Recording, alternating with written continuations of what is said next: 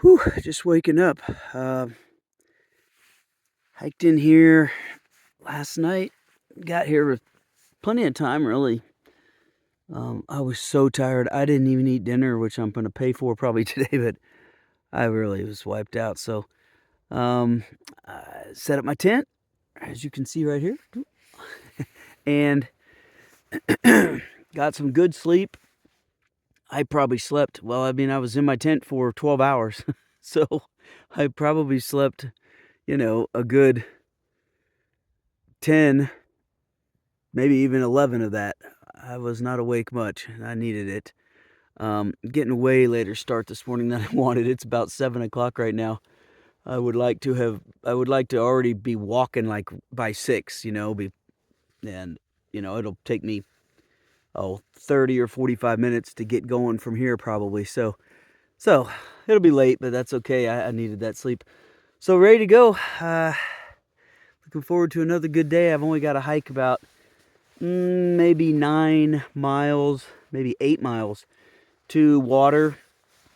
But then I've got quite a hike from there to water. So I might not even find any more water today. So I'll have to carry quite a lot. But anyway, looking forward to seeing what I see. Well, there are cows out here. There's a bunch of them back over there. A few of them anyway. But they're generally scared. This guy has horns, assuming it's a male, and he's running towards me. So that's a little unusual, and I'm a little concerned about it. But we'll see if I need to be or not. Wondering if I should stay close to some of these bushes here that I can hide in. Maybe he's just trying to get across before me, or maybe he's coming at me. I don't really know. Go on! I don't know, man. See what's up. Okay, good. He didn't want to challenge me. He just wanted to get across before I got there. That makes me feel better, I think. Normally I would not be concerned whatsoever. But when you're out here like just so far away, all by yourself, I doubt anybody from Hachita is going to hear my screams. Yeah. You kind of just really want to be safe. All right. More road walking. Yay. I'm off the road and back on the trail. Well, the road was the trail, but now I'm on a trail. Problem is, there's no trail. So, there's some cow prints, and that could be the trail, or that could be the trail, or that could be the trail. The only way I really know is there's a sign way up there. It is a CDT sign. So I'll just head in that direction and then see if I can figure it out after I get there. Oh, there's another one way beyond it, I see. So yeah. Getting really close to a highway up here, which is the highway that I came in on, that Steve brought me in on. And it's kind of over there. Sort of where you can maybe see some trucks sitting on the highway where these power lines kind of cross with where that truck is. Anyway, that's where we came in, and then, I don't know, 5 or 8 miles or something up that way on the highway. I'll show you when I cross it. Is a little town called, well, I've been calling it Hatchetaw, but I think Steve called it Hachita, something like that yesterday. So anyway, I'm not sure what there is in that town. It was pitch black when we went through, but there was just not much. And there was one little gas station that had a bunch of resupply. And pretty decent for a little place in the middle of nowhere. I mean, had everything you need to get you by for a few days into Lordsburg. So it was very nice. I bought a honey bun there. Had a bottle of water. Oh, I'm definitely not on a trail here. Let's see. And And yeah, when you're out here hiking like this, you can afford to eat honey buns. So I did. Anyway, it was like $2.80 for a honey bun. I mean, that wasn't bad. I thought, especially sometimes when you're out these little towns in the middle of nowhere, they will really get you, you know, charge you $6 for something that ought to cost $2. So, so I was pretty happy with that. And yeah, so a lot of people come out here to the highway, and if you call into the gas station, they will come and get you. And you know, you can go in and, oh, they have burritos and various things, and so you can grab something to eat or resupply or whatever you need to. And okay, so here's some of the trail. Maybe I still don't know where it was over there, but that's all right. Head to the next sign. But anyway, yeah, I'm trying to do this on the cheap though, so I brought pretty much everything I need with me. I've been carrying it. It would have been nice to not be carrying all this weight for the last, you know, day and a half, but that's what happens when you're trying to be cheap. So I'm not going to go in there, but at least I got to experience it on the drive through, and the lady in there was very nice, so I highly recommend it. There's a jackrabbit over here. I don't know if you'll see it or not. There it is. It's hiding behind that bush. See him? There he goes. Zoom, zoom, zoom. Trying to get away. Come on, buddy. Yeah, look at those big old ears. That's about the only wildlife I've seen out here is a jackrabbit.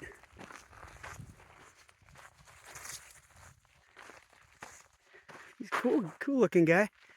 All right, time to get on. You know, you'd think nothing could live out here, but there are these strange people wearing fur coats and these weird hats all over the place. And they're not friendly at all. Hi, buddy. Whenever I talk to them, they just ignore me. Oh well. Look at that. Water cache. I can live another 20 miles. All right. Let's hope there's lots of water in here. Oh yeah. Very nice. All right. Well, I spent a little too much time there at the water cache, but I needed a break, so so it said, I knew this anyway from from the app I'm using, but the next water is a little over 13 miles, about 13 and a half, so, and there's an electric well. It says, thanks to Lawrence of the Hurt Cattle Company. So I don't know, they must have an electric well out there for their cattle, and they let the hikers use that water. I think maybe I've mentioned this in past videos, but sometimes the water on the trail is pretty suspect. You'll end up getting some really, really nasty water out of a cattle trough or a pond that's just really bad. You just filter it up and maybe throw a couple of aqua tabs in it to purify it. All right, here we are at the highway, and I'm gonna flip the camera around here. Okay, so gotta get through this gate. Can't do it with one hand. All right, so I made it through the gate, and I'm really not that bright because right over here is how I'm supposed to go through this little turnstile thing. So anyway, I made it. And it looks like right over there is where the CDT picks up. And here's the highway heading into Hachita. And then after I go on this road on the trail for another, oh gosh, maybe 15 miles, 15, 18, something like that. which I will not do today. Then picks up with another highway way off that way, 18 miles from here.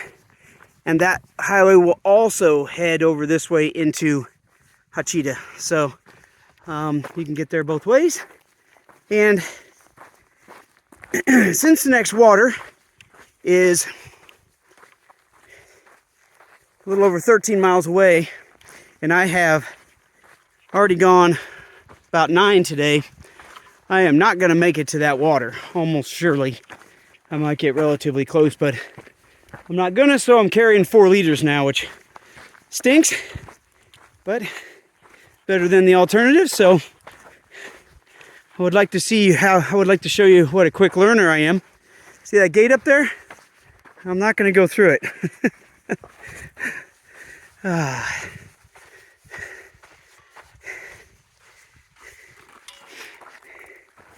And they don't always, occasionally they have these little informational things here, and then a little place to sign in, which is always a good idea to do. That way if something were to happen to you, somebody comes and checks this, sees that you signed in a while back and haven't come out the other side, they can come looking for you. So anyway, look at this. Remember me mentioning the other day, Puppet and Smiley, here they are.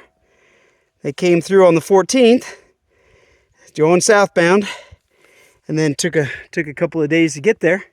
So yeah, just missed them. And then look at this, Sleeping Ninja and Pete came through on the 17th. Well, that's not that long ago, northbound. So they're ahead of me by, a couple of days. So I doubt I see them, but you never know. If they take a layover for Christmas or something, I might catch up with them somewhere. So anyway, I'm going to sign in and then head off that direction because I see a sign. All right, lunchtime. I'm having tuna, barley, and bean packet, which is good, and some potato chips down here. It took me 2 whole long trails, the Appalachian Trail and the Pacific Crest, to learn that potato chips, obviously they have lots of salt, obviously they have lots of fat. I did not know that they have a lot of potassium. Well, those are all things that you need all the time out here, especially salt and potassium through the day. They're electrolytes. And so I would be carrying electrolyte tablets and different things like that. And now I realize that really I can get what I need from potato chips. So I haven't figured out, kind of the exact amount I need to be having when to be perfect. But yeah, I'm just eating them when I want them. And I don't even like potato chips, but boy, do I love them out here.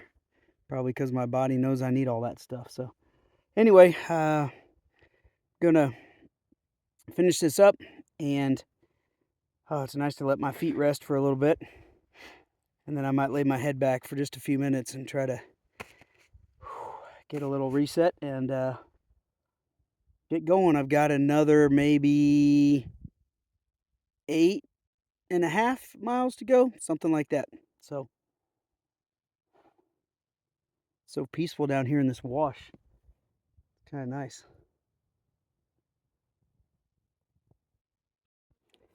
Can't remember if I mentioned that I had been doing some sewing to prepare for this trip. But one of the things I did was make these gaiters, and it's just an old t-shirt and some elastic, and put some Velcro on the bottom there. Then I had to use some shoe goo and glued some Velcro, the other side of the Velcro to the back of my shoe, so that Velcro's down. And then used one of those clips for paper, one of those large clips, and took the metal piece off of that and bent it, kind of fashioned it into this hook that hooks onto the front of my shoelace, and it just covers my shoe so that all the sand and dirt and stuff from the desert doesn't get in there. And man, it's been great. They've worked wonderfully. So I don't know if they'll hold together long term or not, but they sure are doing the job right now. Another thing I did is these pants. These are the first pants that I bought that I wore on the AT, and they were cheap. They were really cheap, and I've had to sew up this sort of mesh for the pockets several times and things like that. But one of the latest things that happened was the zippers down here had broken. They started messing up, and I don't even use them in the first place, so I just cut the zippers out and just stitched this up so it's solid, and did the same on the other side. So that's worked great. And I don't know, you know, I told you that I made the bars.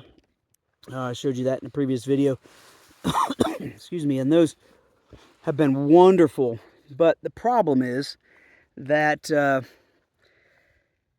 I made them thinking the temperatures were going to be, you know, in maybe the 50s, possibly the low 60s every once in a while. So the recipe I used is a little different than I would if I was going to be out here in the heat. And they are melty a little bit. They're really not. They're not melting as such. But what I think the problem is I used coconut oil, and I put extra coconut oil in because I really like how it makes it taste. I like how it changes the texture. But the coconut oil, when it gets to be in these temperatures, it liquefies.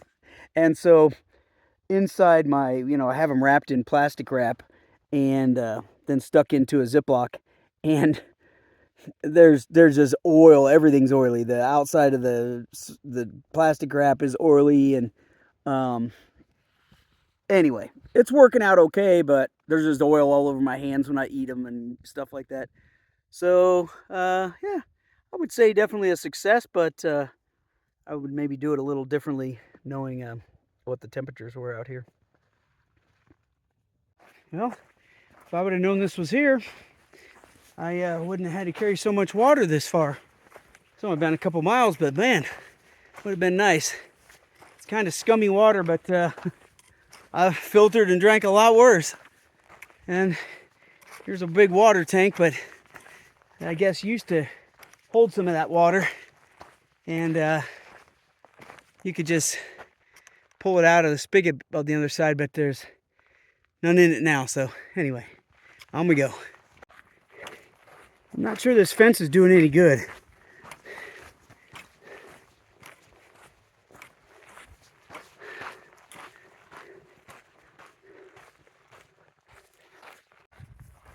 Wow, grass. Kind of. Don't see much of that around here, but it's all over right here.